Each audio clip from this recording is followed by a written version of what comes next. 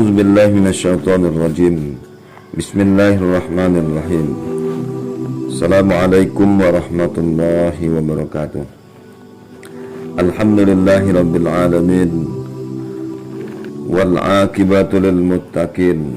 Fala udwana illa 'alal zalimin. Asyhadu an la ilaha illallah wa asyhadu anna Muhammadar Rasulullah sallallahu alaihi wasallam. Allahumma salli ala sayyidina Muhammad wa ala ali sayyidina Muhammad. Allahumma rabbi israh lana sudurana wa yassir lana umurana wahlul 'uqdatam min alsinatina yafqahu qawlana. Amma ba'du. Puji syukur kehadiran Allah Subhanahu wa taala. Alhamdulillahi rabbil alamin. Pada pagi yang berbahagia ini kembali kita dapat melanjutkan pembahasan kita beberapa hal yang berkaitan dengan puasa. Mudah-mudahan apa yang menjadi pembahasan kita mendapatkan ridho dari Allah Subhanahu wa taala. Amin amin ya rabbal alamin. Dan kita berdoa kepada Allah Subhanahu wa taala, segala amal yang kita lakukan mulai dari kita sahur dan sampai nanti kita berbuka, mudah-mudahan diterima oleh Allah Subhanahu wa taala sebagai ibadah di sisinya. Amin amin ya rabbal alamin. Selawat dan salam tak lupa pula kita kirimkan pada baginda Rasul Muhammad sallallahu alaihi wasallam. Allahumma salli ala sayyidina Muhammad wa ala ali sayyidina Muhammad.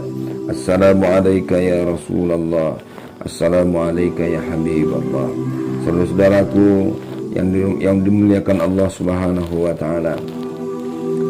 Pada subuh kali ini kita akan berbicara beberapa hal yang berkaitan dengan bagaimana kedudukannya ketika seseorang berpuasa tetapi dia meninggalkan salat. Allah Subhanahu wa taala berfirman dalam surat Al-Furqan ayat 23. Na'udzubillahi minasyaitonir rajim. Bismillahirrahmanirrahim. Wa qadimna ila ma 'amilu min 'amalin faja'alnahu haba'an manthura. Dan kami akan perlihatkan kata Allah Subhanahu wa taala segala amal yang mereka kerjakan, lalu kami akan jadikan amal itu bagaikan debu yang berterbangan. Saudara-saudara yang dimuliakan Allah Subhanahu wa taala, barang siapa yang berpuasa tapi meninggalkan sholat, berarti dia meninggalkan rukun terpenting dari rukun-rukun Islam setelah tauhid. Saumnya sama sekali tidak bermanfaat baginya selama dia meninggalkan sholat, sebab sholat adalah tiang agama. Di atasnya agama ditegakkan, dan orang yang meninggalkan sholat hukumnya adalah meruntuhkan agama itu sendiri. Orang kafir tidak diterima amalnya. Bahkan Rasulullah sallallahu alaihi wasallam bersabda, dari Jabir berkata, saya mendengar Rasulullah sallallahu alaihi wasallam bersabda, sungguh yang memisahkan, yang membatasi antara seorang laki-laki dengan kesyirikan dan kekufuran adalah meninggalkan sholat. Hadis yang diriwayatkan oleh Imam Muslim. Saudara-saudara yang dimuliakan Allah Subhanahu wa taala,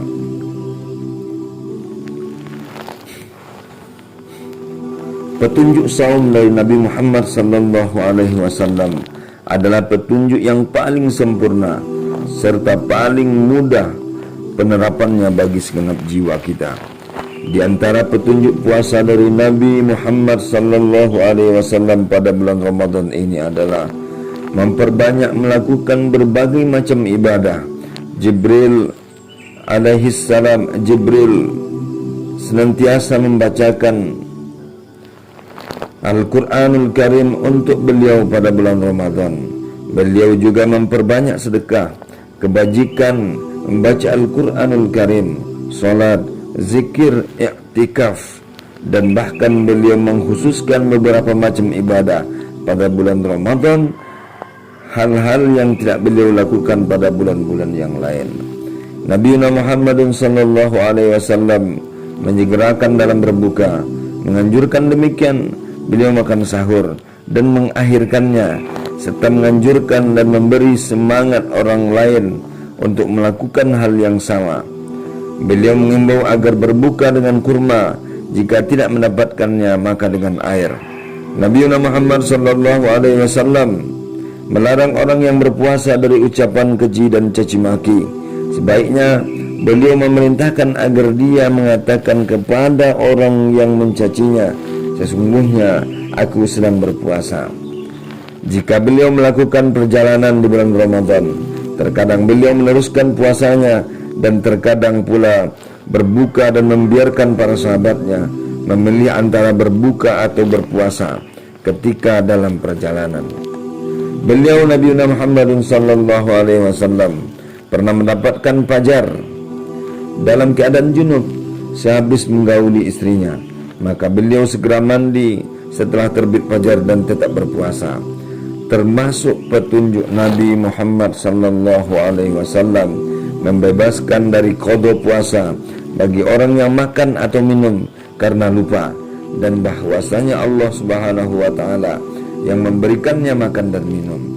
Dan dalam riwayat yang sahih disebutkan bahwa beliau bersiwak dalam keadaan berpuasa. Imam Ahmad meriwayatkan bahwasanya Rasulullah sallallahu alaihi wasallam menuangkan air di atas kepalanya dalam keadaan puasa. Beliau juga melakukan istinsyak, menghirup air ke dalam hidung, serta berkumur-kumur dalam keadaan berpuasa. Tetapi beliau melarang orang berpuasa melakukan istinsyak secara berlebihan.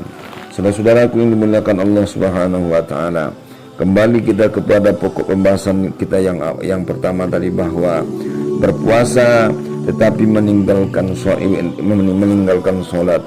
Yakini bahwa apa yang kita lakukan sesungguhnya sia-sia. Apa yang kita lakukan sesungguhnya sia-sia di mata Allah Subhanahu wa taala.